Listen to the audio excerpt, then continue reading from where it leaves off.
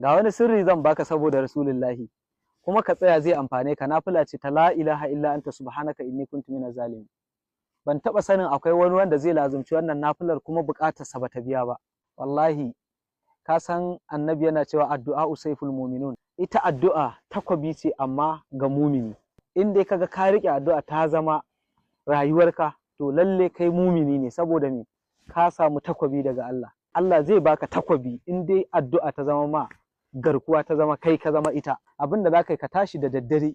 Idan ka tashi da daddare ka yi nafila raka'a 2.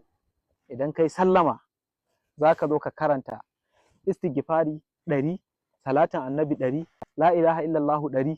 Idan ka gama wannan sigar ka ɗauki goshinka ka mai da shi ƙasa. Idan ka yi sujjadar kana mai furta la ilaha illa anta subhanaka inni kuntu minaz zalimin, la ilaha illa anta subhanaka inni kuntu minaz zalimin. Idan ka gama karantawa ka faɗi buƙatar ka, kar ka ɗago.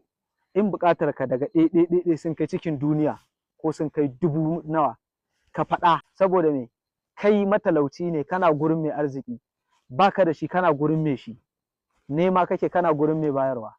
Ka faɗi buƙatunka. Idan ka gama faɗan buƙatunka sai ka ɗago kai Fatiha